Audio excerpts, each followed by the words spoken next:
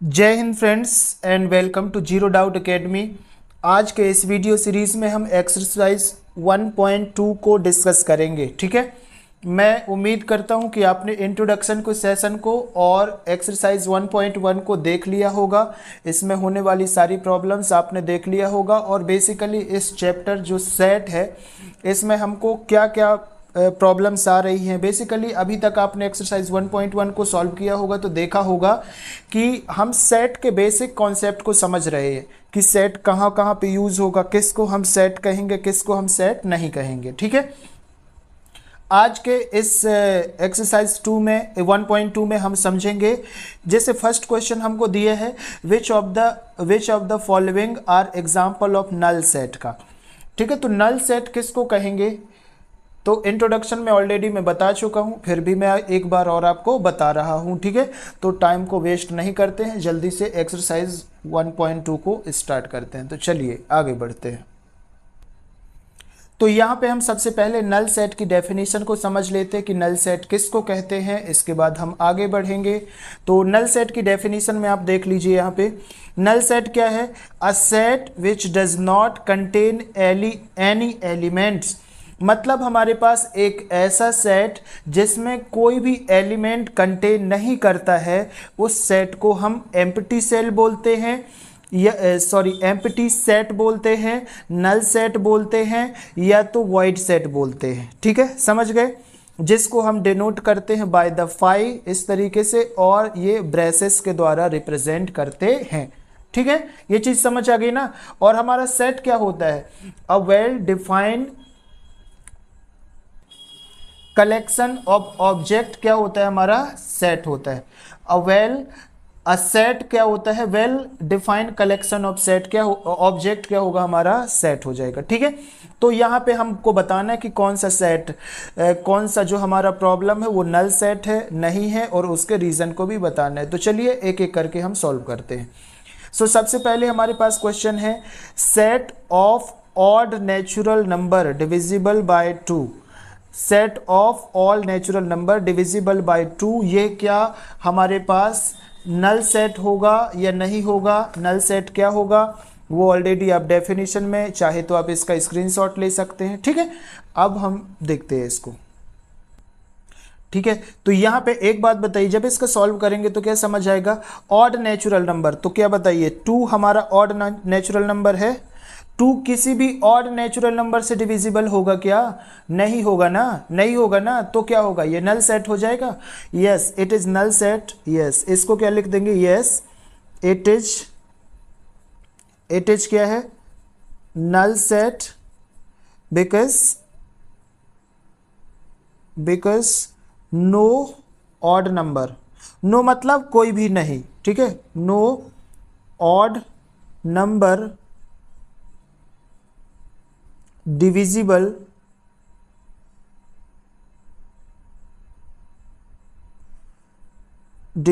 Bye 2। ठीक है, कोई भी ऑड नंबर हमारा डिविजिबल बाय 2 नहीं होगा, तो इसलिए ये क्या हो जाएगा, हमारा नल सेट हो जाएगा। ऑल राइट, यहां तक बात समझ आ गई क्या, very good very good. Now problem number 2 को देखिए।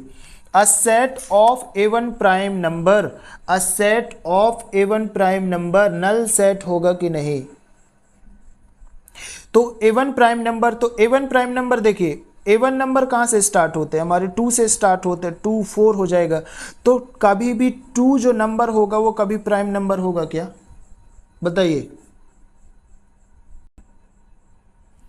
ठीक है, होगा क्या, नहीं होगा ना, बिकॉज क्या है कि 2 क्या होता है, हमारा प्राइम नंबर है कि नहीं है, बिल्कुल है। एवन नंबर है कि नहीं, नहीं है ना, एवन नंबर है ना, 2 4 ये जो होते हैं। तो हम क्या बोल सकते हैं कि जो ये सेट है वो क्या होगा, नॉट नल नंबर होगा। नॉट क्या होगा, नॉट नल सेट होगा। क्या लिखेंगे हम, it is not null set because क्या हो जाएगा हमारे पास, 2 is even prime number, 2 is even prime number. ठीक है ना, समझ गए बात को, समझ गए, बहुत बढ़िया। नाउ नेक्स्ट, हमारे पास प्रॉब्लम थर्ड क्या है, x ratio x is a natural numbers, जहाँ पे दिया है हमको x होना चाहिए ग्रेटर टू 5 एंड x 7 से जो बड़ा मतलब छोटा होना चाहिए, बड़ा नहीं होना चाहिए। तो क्या हमारे पास ये नल सेट हो जाएगा क्या, हो जाएगा क्या, जल्दी से बताइए। यहाँ पे देखिए हमारे पास अब है x ratio x is a natural number, ठीक है, जहाँ पे x क्या है, x जो है हमारे पास लेस देन 5 एंड x जो है यहाँ पे ग्रेटर देन 7 है, ठीक है ना। तो यहाँ पे आप लोग समझ सकते हैं बहुत आसानी से, क्या समझ सकते हैं कि हमारे पास कोई भी ऐसे नेचुरल नंबर नहीं है जो लेस 5 से लेस हो और ग्रेटर से 7 से बड़े हों, ठीक है। तो हम यहाँ पे क्या लिख देंगे, it is null set because a number cannot be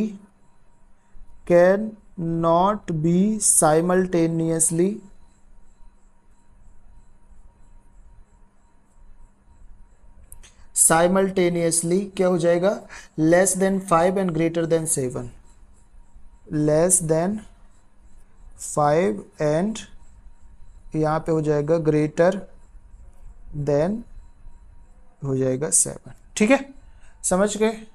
next हमारे पास लिखा y ratio y is a point common to any two parallel line, ठीक है।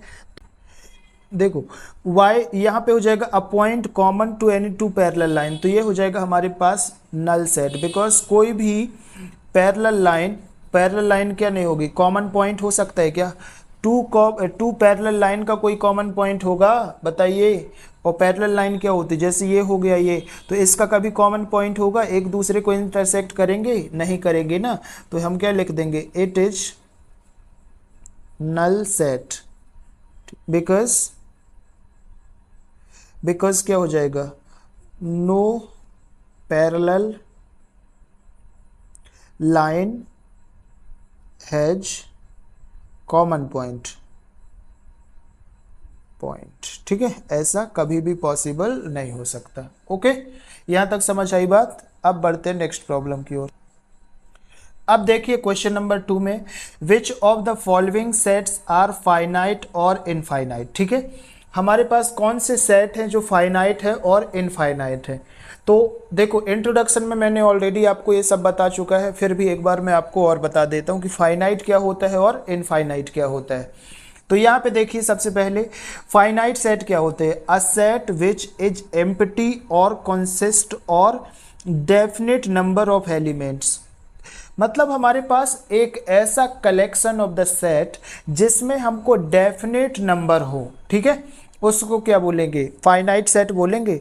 और जिसमें डेफिनेट नंबर ना हो, डेफिनेट कोई चीज़ ना हो, उसे हम क्या बोलेंगे, इनफाइनाइट सेट बोल देंगे। जैसे मैं बोल देता हूँ set of a week, set of days of a week, ठीक है। तो हमारे पास हमको पता है कि एक वीक में कितने डेज होते हैं, 7 डेज होते हैं, समझ गए ना, 7 डेज होंगे ना, तो उसको हम काउंट कर सकते हैं, तो क्या है, फाइनाइट हो जाएगा। और इनफाइनाइट में क्या हो जाएगा, अ set of a litre milk, ठीक है, तो इसमें क्या हो जाएगा, इनफाइनाइट सेट हो जाएगा, बिकॉज इन मिल्क को जो लिक्विड रहेगा उसको तो हम काउंट नहीं कर सकते हैं। अ केजी शुगर ले लो, कुछ भी इस तरीके से हम समझ सकते हैं, ठीक है। तो फाइनाइट मतलब अगर एलिमेंट हमारे क्या है, डेफिनेट है, तो क्या हो जाएगा, सीधी सी बात है फाइनाइट। अगर एलिमेंट डेफिनेट नहीं है तो हो जाएगा इनफाइनाइट, ठीक है। बाय द वे हम प्रॉब्लम को सॉल्व करेंगे तो और अच्छे से समझ आ जाएगा।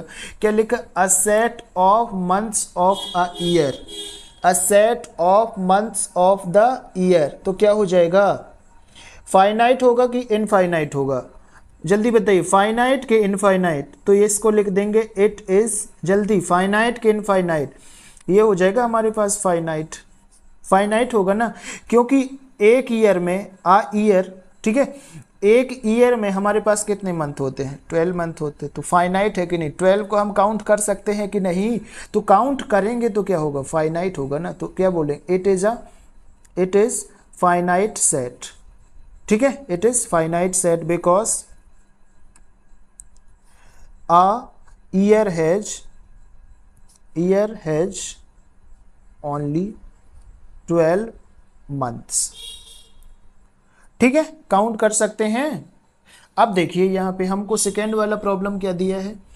ब्रेसेस दिया है 1 2 3 दिया है, डैश डैश डैश दिया है, ब्रेसेस क्लोज हो गया। तो इससे हमको क्या समझ आ रहा है? इससे हमको क्या समझ आ रहा है कि 1 2 3 तो है, अब ये कहाँ तक है ये हमको समझ में नहीं आ रहा है। और 1 2 3 क्या होता है? 1 2 3 क्या होता है? नेचुरल नंबर होते हैं क्या? 1 2 3 all counting numbers are natural number. Okay, तो हम क्या बोल सकते हैं कि ये हमारे पास इनफाइनाइट नेचुरल नंबर का सेट है। ठीक है, तो इसको क्या बोल देंगे? It is a infinite set of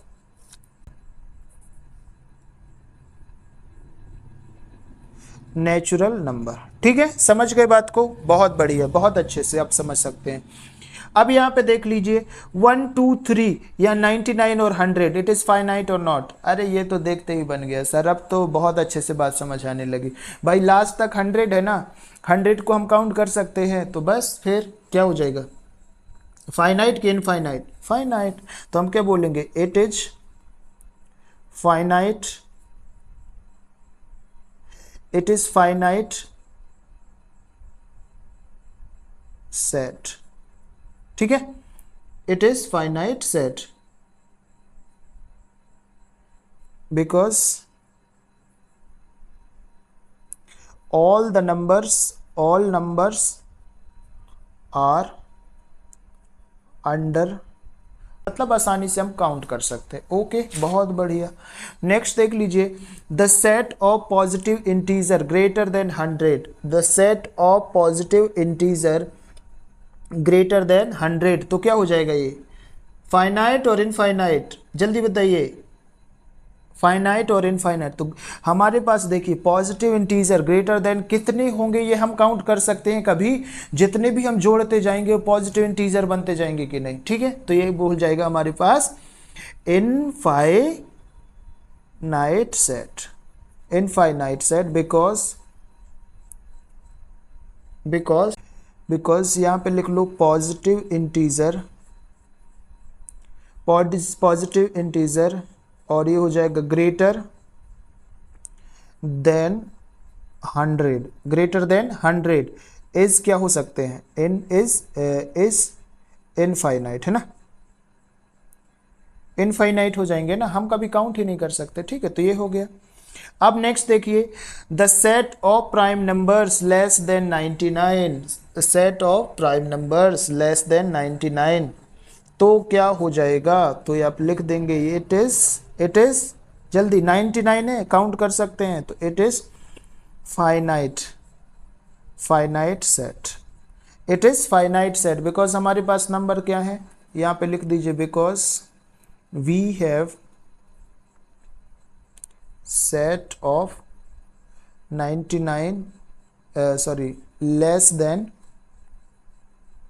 99 prime numbers. ठीक है, ये हो जाएगा क्या? ये हो जाएगा क्या? जल्दी बताइए, ये हो जाएगा हमारे पास। अब बढ़ते हैं हम प्रॉब्लम नंबर नेक्स्ट की ओर। अब यहाँ पे देखिए हमारे पास क्या है? Question number 3। क्वेश्चन नंबर 3 को देखते हैं। State whether each of the following set is finite और इनफाइनाइट। मतलब नीचे हमको स्टेटमेंट दिए हुए हैं और यहाँ पे हमको बताना है कि ये स्टेटमेंट फाइनाइट है या इनफाइनाइट। आपने क्वेश्चन नंबर 2 में ऑलरेडी समझ चुके हैं कि कोई भी सेट फाइनाइट कब होता है, कोई भी सेट इनफाइनाइट कब होता है। तो जल्दी जल्दी हम इसको सॉल्व कर लेते हैं। तो क्या लिखा है? The set of lines which are parallel to x axis. तो एक्स एक्सिस के पैरेलल में कोई भी नंबर लाइन रिप्रेजेंट है, तो बताइए क्या फाइनाइट होगा या इनफाइनाइट होगा? ऐसे एक्स एक्सिस बनेगा ना ये, तो इसमें कितने नंबर हो सकते हैं? इनफाइनाइट नंबर हो सकते हैं क्या, या फाइनाइट नंबर होंगे? इनफाइनाइट नंबर हो जाएंगे, बिकॉज हमारे पास एंडिंग पोजीशन नहीं है, हमको लास्ट नंबर पता नहीं है। जब लास्ट नंबर पता नहीं होगा तो क्या हो जाएगा? इनफाइनाइट हो जाएगा। तो हम क्या बोल सकते हैं यहाँ पे? इट इज क्या हो जाएगा? Infinite set. It is infinite set, ठीक है। It is infinite set. आगे चाहो तो लिख सकते हो there are infinite number possible. यहाँ पे लिख सकते हो there are infinite number possible, ठीक है, ऑन एक्स एक्सिस। ठीक है, बात समझ में आ गई क्या? जल्दी से नेक्स्ट प्रॉब्लम की ओर बढ़ते हैं। The set of letters in English alphabet. The set of letters in English alphabet, जल्दी से बताइए। The set of letters in English alphabet, तो क्या हो जाएगा? इंग्लिश अल्फाबेट में कितने लेटर्स होते हैं? काउंट कर सकते हो आप लोग? जल्दी बताइए, काउंट कर सकते हो तो क्या बोल देंगे आप? यस, काउंट कर सकते हैं ना।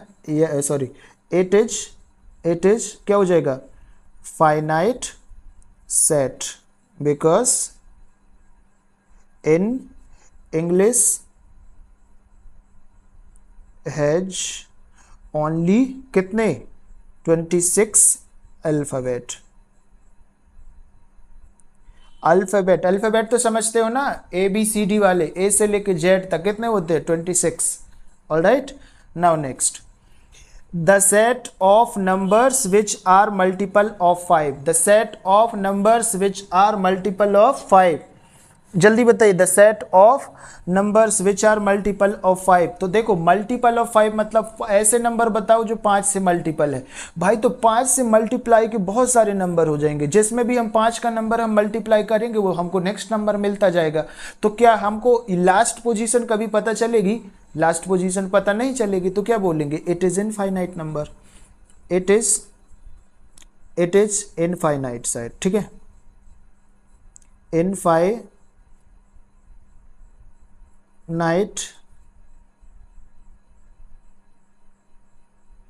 Set, it is infinite set, ठीक है।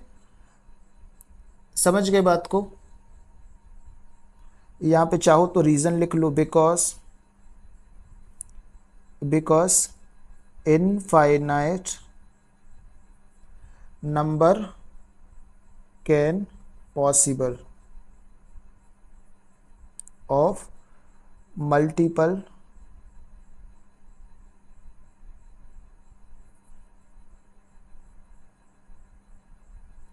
ऑफ 5, ठीक है। 5 के मल्टीपल के इनफाइनाइट नंबर पॉसिबल हो सकते हैं, ठीक है। बहुत बढ़िया, समझ आ गया ना। फिर लिखिए, the set of animals living on earth. The set of animals living on earth, earth में रहने वाले एनिमल्स के सेट को क्या हम लिख सकते हैं? क्या नहीं लिख सकते हैं या नहीं? जल्दी बताइए। तो बताइए, जो हमारे एनिमल्स हैं उसको हम तो काउंट कर सकते हैं ना। थोड़ा सा डिफिकल्ट है, मतलब इसकी प्रोसेस काउंट करना थोड़ा सा डिफिकल्ट है, बट यस इट इज क्या हो जाएगा? It is finite. It is finite, ठीक है, बिकॉज वी कैन काउंट। और चाहो तो इसको लिख सकते हो, बट इट्स क्वाइट, है ना, डिफिकल्ट। डिफिकल्ट, ठीक है, इट इज क्वाइट डिफिकल्ट। समझ गए बात को? ये डिफिकल्ट है बट हम इसको काउंट कर सकते हैं, ठीक। फिर देखिए 5th नंबर में क्या है? The set of circle passing through the origin 0 0, तो ये क्या हो जाएगा? The set of circle passing through, तो हमारे जो ओरिजिन से कोई भी, जैसे ओरिजिन क्या होता है? ये होता है ना, क्वाड्रिलेटरल पढ़ा होगा, तो ये 0 0 होता है क्या? तो इससे हमारे कितने सर्किल पास हो सकते हैं? इनफाइनाइट, ठीक है। तो हम क्या बोलेंगे? It is infinite set. It is infinite because lots of circle में पॉसिबल। ठीक, बात समझ आ गई क्या? अब बढ़ते हैं प्रॉब्लम नंबर नेक्स्ट की ओर। अब यहाँ पे देखिए हमको क्वेश्चन नंबर 4 में क्या है, in the following state whether A is equal to B और नॉट। हमको ये बताना है कि ए के सारे एलिमेंट बी के सारे एलिमेंट के इक्वल है या नहीं है। ठीक है, ए के सारे एलिमेंट बी के सारे एलिमेंट के इक्वल है या नहीं है, ये हमको बताना है। तो यहाँ पे हमको दिया है ए के एलिमेंट दिए है। ठीक है, जब आप सॉल्व करेंगे तो इसको एक बार और लिख लीजिए। तो ए के एलिमेंट दिए हैं ए बी सी डी, और बी के एलिमेंट क्या दिए हैं डी सी बी ए। तो देखिए यहाँ पे देखो सीक्वेंस आगे पीछे हो सकता है, सीक्वेंस आगे पीछे हो सकता है, लेकिन हमारे सारे एलिमेंट सेम होने चाहिए। तो यहाँ पे आप देखेंगे तो डी फर्स्ट नंबर पे, तो ये मिल जाएगा, इसके बाद सी मिल गया, इसके बाद बी मिल गया, इसके बाद ए मिल गया। ठीक है, तो क्या ए के सारे एलिमेंट बी के सारे एलिमेंट में हैं कि नहीं हैं क्या? ठीक है, तो यहाँ पे हम लिख सकते हैं ना, यस ऑल एलिमेंट क्या हो जाएंगे, all elements of A and B are same. ये इसको लिख सकते हैं ए इज इक्वल टू किसके है, बी के। सिंपल। ओके, समझ आया क्या? यही है भाई आपका आंसर।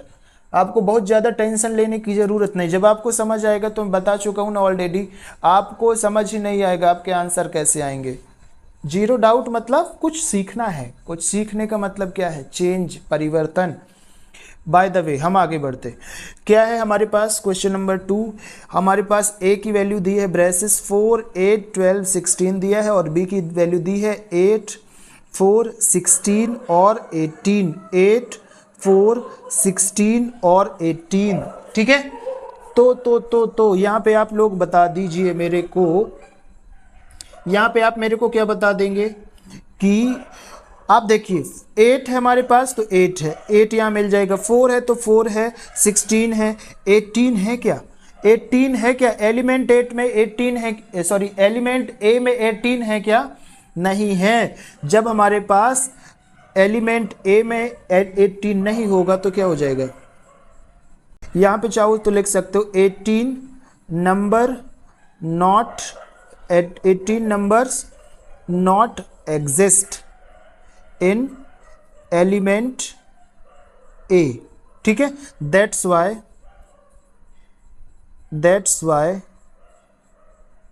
क्या हो जाएगा, A does not equal to B. ठीक है, A does not equal to B. समझ गए बात को? ये वाला 18 इसमें एग्जिस्ट नहीं करता, अगर करता तो सारे एलिमेंट्स क्या हो जाते, सेम हो जाएंगे। Very good. नेक्स्ट, अब हमको लिखा है ए दिया है इज इक्वल टू 2, 4, 6, 8 और 10 दिया है, और बी हमको दिया है x ratio x is a positive even integers and x जो होगा वो less than and equal to किसके होगा, 10 के। ठीक है, तो यहाँ पे देख लीजिए आप लोग क्या हो जाएगा, ये दोनों इक्वल होंगे कि नहीं, हो जाएंगे, जल्दी बता दीजिए, हो जाएंगे ना? क्योंकि देखिए यहाँ पे क्या है, पॉजिटिव इंटीजर है, पॉजिटिव इंटीजर से भाई एवन नंबर है, सारे एवन नंबर है। ऑड तो नहीं दिख रहा है, यहाँ पे दिख रहा है क्या? नहीं दिख रहा भाई, नहीं है, ऑड नंबर नहीं है। और देख लीजिए यहाँ पे कितना है, less than and equal to कितना है, 10 है क्या? Less than and equal to 10 होना चाहिए, तो यहाँ पे less than and equal to 10 है क्या? 10 से कोई बड़ा नंबर है क्या? नहीं है। तो हम क्या बोल सकते हैं, ए इज इक्वल टू बी, मतलब ए के सारे एलिमेंट बी के सारे एलिमेंट की या बी की सारी कंडीशन को क्या करता है, फुलफिल करता है। समझ गए बात को? बहुत बढ़िया, समझ में आ रहा है तो बहुत बढ़िया। नाउ नेक्स्ट, अगर समझ में आ रहा है तो कमेंट में यस लिख के मेरे को सेंड करिए, और अभी तक आपने चैनल को सब्सक्राइब नहीं किया है तो सब्सक्राइब करिए, वीडियो को लाइक करिए। ठीक है, ताकि ऐसे ही मज़ेदार और जोश के साथ हम सारी एक्सरसाइज को, सारी मैथ्स को सॉल्व कर लेंगे। ठीक है, कोई टेंशन की बात नहीं। अब यहाँ पे देखिए 4 वाली प्रॉब्लम में a is equal to x braces x is क्या हो जाएगा, मल्टीपल ऑफ 10। ठीक है, तो ये और b की वैल्यू क्या दी है हमको, 10, 15, 20, 25 और 30। बस आपने देख के ही समझ गए भाई, यहाँ पे 10 है और 10 का ये मल्टीपल पूछ रहा है, 10 का मल्टीपल है क्या 15? जल्दी बता दो मेरे को, 10 का मल्टीपल है क्या 15? नहीं है ना। 10 का मल्टीपल है क्या 15? मल्टीपल क्या मतलब क्या होता है? मल्टीपल नहीं समझ आया आपको? मल्टीपल मतलब क्या होगा? गुणा, ये इसको बोलते हैं मल्टीपल। मतलब 10 का मल्टीपल जैसे हो जाएगा, 10 का मल्टीपल क्या हो जाएगा? 10 इंटू 2 करेंगे तो 20 हो जाएगा, 3 करेंगे तो 30 हो जाएगा, 4 करेंगे तो 40 हो जाएगा। लेकिन यहाँ पे 5 है, यहाँ पे 25 है, तो क्या ये 10 का मल्टीपल है? तो नहीं है भाई साहब। ए के जो एलिमेंट हैं वो बी के एलिमेंट के इक्वल में नहीं है, that's why A does not equal to B. Okay, बात आ गई क्या समझ में? बहुत बढ़िया। अब हम बढ़ते हैं प्रॉब्लम नंबर नेक्स्ट की ओर। अब यहाँ पे देखिए हमारे पास प्रॉब्लम नंबर 5 है। तो क्या है यहाँ पे? Are the following pairs of set are equal. क्या हमको दिए हुए पेयर्स के जो सेट हैं वो इक्वल है या नहीं है? Give the reason. हमको रीजन भी बताना है। तो जैसे फर्स्ट वाला लिखा है, हमको ए की वैल्यू दी है 2, 3, बी दिया x is x braces x ratio x is a solution of x square 5x + 6। तो सबसे पहले हम इसको सॉल्व कर लेते हैं, ठीक है।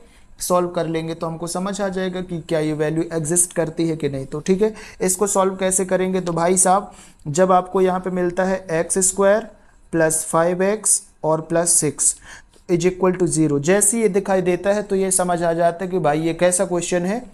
क्वाड्रिलेटरल है, क्वाड्रेटिक इक्वेशन है कि नहीं? क्वाड्रेटिक इक्वेशन है कि नहीं? जल्दी से बताइए, क्वाड्रेटिक इक्वेशन है कि नहीं है? जब हमारे पास क्वाड्रेटिक इक्वेशन होता है तो क्या करते हैं हम? फर्स्ट इसका मल्टीप्लाई इसके साथ करते हैं तो हमको मिल जाएगा 6। मिल जाएगा क्या? 1 × 6 इज इक्वल टू 6 मिलेगा। और इस नंबर को हम ऐसे तोड़ते हैं बीच से, फैक्टराइजेशन मेथड के द्वारा ऐसे तोड़ेंगे कि प्लस और माइनस करने पर ये मिल जाए और मल्टीप्लाई करने पे ये मिल जाए। ठीक है, तोड़ देंगे तो हमारे पास क्या हो जाएगा? इसको हम कर देंगे 6 × 1 कर सकते हैं ना, 6 × 1 = 6 और 6 से 1 चला जाएगा तो हमारे पास 5 बचेगा। दैट मीन्स मैं क्या कहना चाहता हूँ, x² प्लस इसको मैं लिख देता हूँ 6x माइनस का लिख देता हूँ 1, माइनस का x लिख देता हूँ। ठीक है, सॉरी, यहाँ पे एक काम भी कर सकते हैं ना, 2 × 3 भी तो कर सकते हैं। ठीक है, कर सकते हैं ना, तो इसको काट दीजिए, यहाँ पे कर दीजिए आप सिंपल, x का स्क्वायर करिए प्लस करिए 2 करिए x करिए प्लस 3x करिए प्लस 6 करिए इज इक्वल टू 0। ठीक है, 2 3 = 6 और 2 और 3 कितना हो जाएगा? 5 हो जाएगा क्या? यहाँ पे बात समझ आई क्या? 11th में हो भाई साहब आप, और आपको फैक्टराइजेशन मेथड समझ में आनी ही चाहिए, इट इज मैंडेटरी। ओके, जब ये हो जाता है हमारे पास तो क्या हो जाता है? दो ग्रुप हो जाते हैं ना, x² plus 2x plus 3x plus 6 is equal to 0। 2 set हो गए कि यहाँ पे 2 ग्रुप्स हो गए। अब इससे हम कॉमन ले लेंगे तो x कॉमन आ जाएगा, यहाँ से x है ना कॉमन, तो x + 2 हुआ, यहाँ पे प्लस है तो प्लस लगाइए। यहाँ से x तो कॉमन ले नहीं सकते, दोनों में नहीं है। अगर आपको फैक्टराइजेशन समझ नहीं आता तो गो टू द प्लेलिस्ट, वहाँ पे आपको फैक्टराइजेशन की वीडियोस मिलेंगी, आप वहाँ से चेक कर सकते हैं। बहुत आसान भाषा में मैंने बताया है। तो यहाँ से हम क्या ले लेंगे? कॉमन 3 ले लेंगे, तो 3 हो जाएगा, तो यहाँ पे आ जाएगा x और इसका इसके साथ क्या करते हैं? डिवाइड करते हैं, बताया ना मैंने, डिवाइड करते हैं। तो 3 का डिवाइड हम 6, यहाँ पे प्लस है तो प्लस लगाइए, 3 का डिवीजन 6 के साथ करेंगे तो कितना हो जाएगा? 2 हो जाएगा इज इक्वल टू 0। एक चीज और मैंने आपको बताया था कि जब दोनों इक्वल होंगे, जब आपका फैक्टराइजेशन इक्वल होगा तो ये वाली वैल्यू और ये वाली कॉमन जो लिया है आपने वो क्या आएगा? इक्वल आएगा। जब ये दोनों सेम रहेंगे तो आपको 1 लिखना है, तो मतलब x + 2 एक बार लिखिए और लिखिए x + 3 इज इक्वल टू 0। जब इसको आप सॉल्व करेंगे आगे तो क्या हो जाएगा? x + 2 इज इक्वल टू 0, यहाँ पे हो जाएगा x + 3 इज इक्वल टू 0।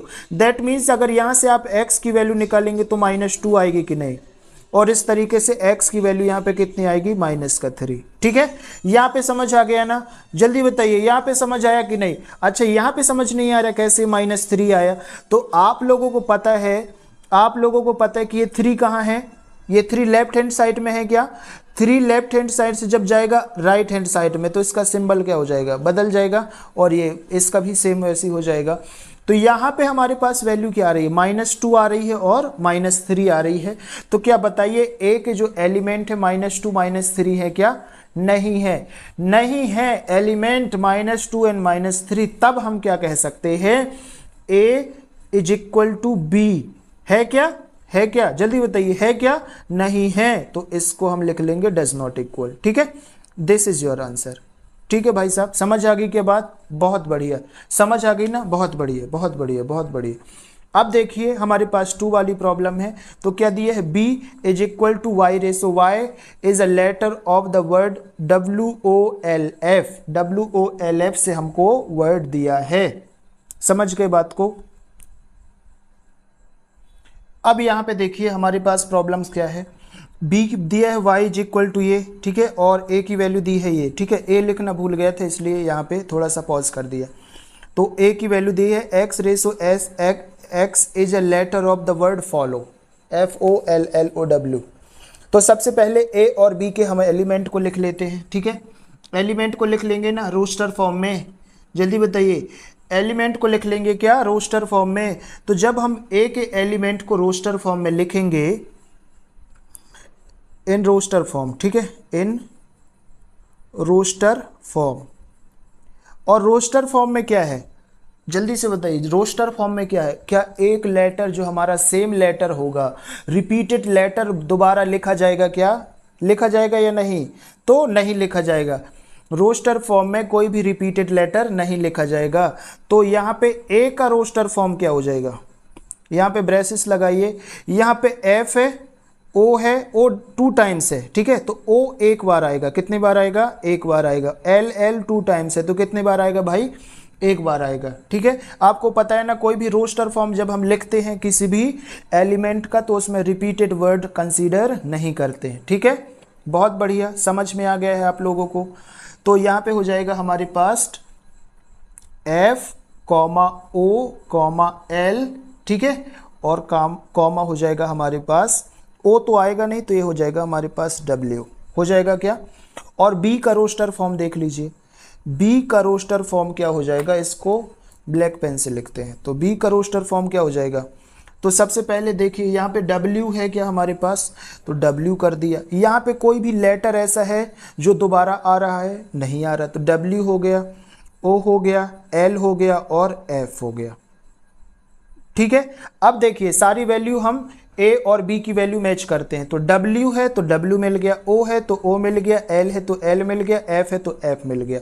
ठीक है, तो क्या ये रोस्टर फॉर्म, क्या ये A की वैल्यू B के बराबर, A के सारे एलिमेंट B के सारे एलिमेंट में एग्जिस्ट कर रहे हैं कि नहीं, A के एलिमेंट B के एलिमेंट में एग्जिस्ट कर रहे हैं ना।